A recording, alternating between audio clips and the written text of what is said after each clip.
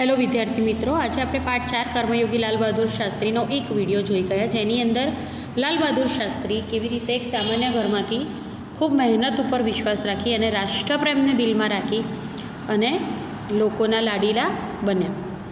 માત્ર પોતાનો સ્વાર્થ નહીં, પરંતુ માત્ર દેશ પ્રેમ તેમના હંમેશા હૃદયમાં રહેતો હતો. शास्त्री जी की एक सबसे बड़ी विशेषता यह थी कि वे एक सामान्य परिवार में पैदा हुए थे. सामान्य परिवार में ही उनकी परवरिश हुई और जब वे देश के प्रधानमंत्री जैसे महत्वपूर्ण पद पर पहुँचे तब भी वह सामान्य ही बने रहे. બહુ મહત્ત્વની વાત છે મિત્રો. એક સામાન્ય પરિવારમાં જન્મ થયો, પરવરિશ એટલે કે તેમનો જે ઘડતર થયું એ પણ સામાન્ય પરિવારમાં થયું. પ્રધાનમંત્રી જેવા મહત્ત્વપૂર્ણ પદ પર પહોંચ્યા પછી પણ તે પોતાની જાતને સામાન્ય જ માનતા હતા. એ પોતાને લોકોના સેવક માનતા હતા ખરા અर्थમાં. विनम्रता, सादगी और सरलता उनके व्यक्तित्व में एक विशिष्ट प्रकार का आकर्षण पैदा करते थे.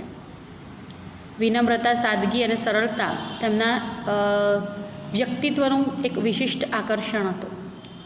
इसी दृष्टि से शास्त्री जी का व्यक्तित्व बापू के अधिक करीब था और कहना न होगा कि बापू से प्रभावित होकर ही सन 1921 में उन्होंने अपनी पढ़ाई छोड़ी थी.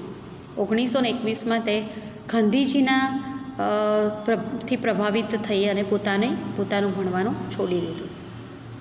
शास्त्री जी पर भारतीय चिंतकों और भगवान दास तथा बापू का कुछ ऐसा प्रभाव रहा कि वह जीवन भर उन्हीं आदर्शों पर चलते रहे और औरों को इसके लिए प्रेरित करते रहे.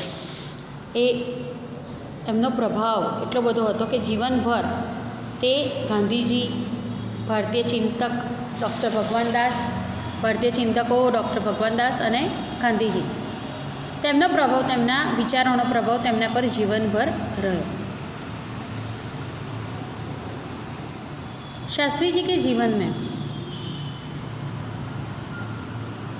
शास्त्री जी के संबंध में मुझे बाइबल की यह उक्ति बिल्कुल सही जान पड़ती है, विनम्र ही पृथ्वी के वारिस होंगे.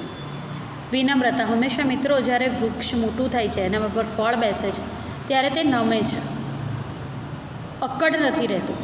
એટલે કે એ પાત્રતા, એ એમની સફળતાને પચાવવાની પાત્રતા તે લાલ બહાદુર શાસ્ત્રીમાં જોવા મળતી હતી. शास्त्री जी ने हमारे देश के स्वतंत्रता संग्राम में तब प्रवेश किया था जब एक स्कूल में विद्यार्थी थे और उस समय उनकी उम्र 17 वर्ष की थी. 17 वर्षની ઉંમરે તેમણે प्रवेश करेलो. गांधी जी के आह्वान पर वे स्कूल छोड़कर बाहर आ गए थे અને ગાંધીજીના આહવાન પર તેમણે સ્કૂલો છોડી દીધી. इसके बाद काशी विद्यापीठ में उन्होंने अपनी शिक्षा पूरी की. ત્યાર પછી કાશી વિદ્યાપીઠમાં તેમણે પોતાનો અભ્યાસ પૂર્ણ કર્યો. उनका मन हमेशा देश की आज़ादी और आज़ादी सामाजिक कार्यों में लगा रहा. તેમની રુચિ હંમેશા દેશની આઝાદી અને સામાજિક કાર્યો પર જ લાગેલી રહેતી.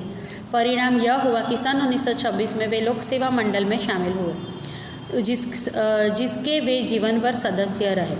लोक सेवा मंडળમાં તે 1926માં જોડાયા અને જીવનભર તેના સદસ્ય रहे. इसमें शामिल होने के बाद से शास्त्री जी ने गांधी जी के विचारों के अनुरूप अछूतोद्धार के काम में अपने आप को लगाया. આપણે ત્યાં જે અસ્પૃશ્યતાનો પ્રશ્ન હતો, સળગતો, તે ગાંધીજીના વિચારોથી પ્રેરાઈને તેમણે તેમાં પોતાને જોડ્યા. यहाँ से शास्त्री जी के जीवन का एक नया अध्याय प्रारंभ हो गया. सन 1930 में जब नमक कानून तोड़ो आंदोलन शुरू हुआ तो शास्त्री जी ने उसमें भाग लिया, जिसके परिणाम स्वरूप उन्हें जेल जाना पड़ा. 1930માં મીઠાનો જે કાયદો હતો તેને તોડવાનું જે આંદોલન શરૂ થયું હતું, સવિનય કાનૂન ભંગ, તેમાં તેમણે ભાગ લીધો અને જેલ જવું પડ્યું. यहाँ से शास्त्री जी की जेल यात्रा की शुरुआत हुई और वह सन 1942 के भारत छोड़ो आंदोलन तक निरंतर चलती रही. તેમના જેલ યાત્રાની શરૂઆત 1942 भारत छोड़ो आंदोलन સુધી निरंतर चलती रही. इन 12 वर्षों के दौरान वे 7 बार जल गए. 12 वर्षની અંદર 7 बार जल गए. इसी से यही अंदाज़ा लगाया जा सकता है कि इनके अंदर देश की आज़ादी के लिए कितनी बड़ी ललक थी. અને આ જ આપણને દર્શાવે છે કે તેમના માટે ભારતની આઝાદી માટે કેટલી મોટી એમને પ્રેરણા હતી. दूसरी जेल यात्रा में उन्होंने 1932 में किसान आंदोलन में भाग लेने के लिए करनी पड़ी। सन 1942 में उनकी जेल यात्रा 3 वर्ष की थी, जो सबसे बड़ी लंबी जेल यात्रा है।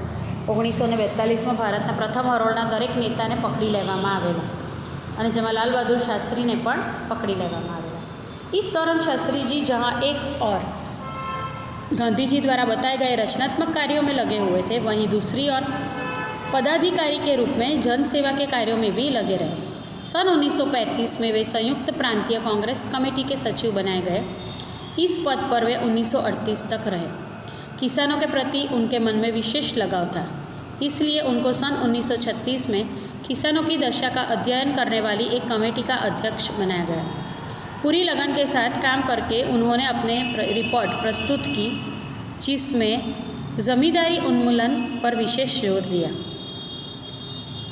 તેમણે અલગ અલગ સંસ્થાઓમાં 1935 में संयुक्त प्रांतीय कांग्रेस कमिटीना सचिव बनाव्या, ત્યાં તે 1938 સુધી રહ્યા। પછી ખેડૂતો પ્રત્યે તેમને વિશેષ લગાવ હતો ને 1936માં કિસાન જે ખેડૂતો છે તેમની દશાના અધ્યયનની કમિટીના તેમને અધ્યક્ષ બનાવવામાં આવ્યા। આગળની ચર્ચા આ પાઠની આપણે નેક્સ્ટ વિડીયોમાં જોઈશું। આભાર।